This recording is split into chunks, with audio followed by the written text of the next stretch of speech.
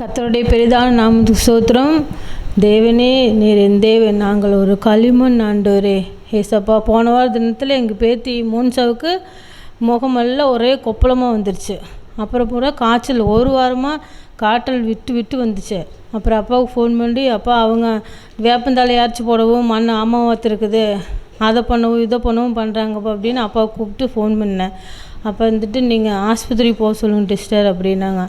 சரிங்க சொல்லிட்டு அப்படி ஃபோன் பண்ணி எங்கள் பாப்பாவுக்கு ஆஸ்பத்திரி கூட்டிகிட்டு போப்பா, அந்த வேப்பந்தலையில் போட வேண்டாம், அப்போ ஆஸ்பத்திரி கூட்டிகிட்டு போக சொல்கிறாரு அப்படின்னா அது தேவனுடைய சித்தமாக இருக்குது. அவர் வயலேருந்து வருதுன்னா நீங்கள் அதெல்லாம் போடாமல் ஆஸ்பத்திரி கூட்டிட்டு போனோம். அவங்க சொன்னால் கேட்க மாட்டேன்னு அதை இதையும் போடுறாங்க அப்படின்னா, நீ அவங்க சொல்லிட்டு போகிறாங்க, நீ ஆஸ்பத்திரி கூட்டிகிட்டு போனேன்.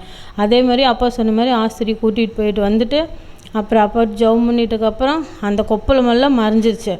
இப்போ ஃபுல்லாக நல்லா விளையாடுறா, ஸ்கூலுக்கு போகிறா. 2 நாளாக ஸ்கூலுக்கு போகிற அளவுக்கு ஆண்டவர் உதவி செஞ்சார். அதனால் அதை இதையும் நம்பிக்கிட்டு அங்கோட இங்கோடும் அதை விற்கிறது தேடி ஓடுறாங்க. ஆனால் தேவனுடைய வார்த்தைகளுக்கு கீழ்ப்படிய மாட்டேங்கிறாங்க. அந்த ஒரு வார்த்தை கீழ்ப்படிஞ்சோடனே அது சுகமாச்சு. அவங்க 10 நாளாக அதை இதையும் அரைச்சி போட்டாங்க, எதுவுமே கேட்கல.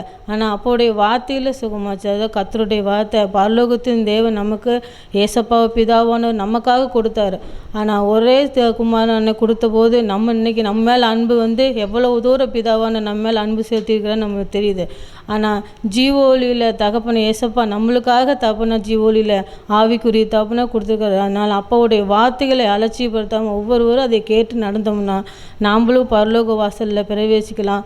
எப்பொழுதும் நம்ம பரிசுத்தி காத்துக்க சொல்லலாம். அதனால் எல்லாருமே தயவு செஞ்சு அப்பாவுடைய வார்த்தைகளை அலட்சியப்படுத்தாமல் அந்த வார்த்தைகள் கீழ்ப்படிஞ்சு நடந்துக்குங்க. சொல்கிறான்னு கோவப்படாமல் அவர் என்ன சொல்கிறாரோ அதன்படி நடக்கணும்னு நான் உங்களையும் கேட்டுக்கிறேன், நானும் நடக்கணும்னு ஆசைப்பட்றேன்.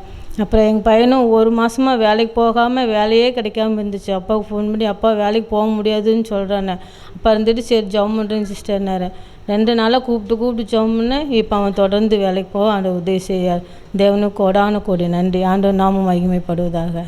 ஆமென்.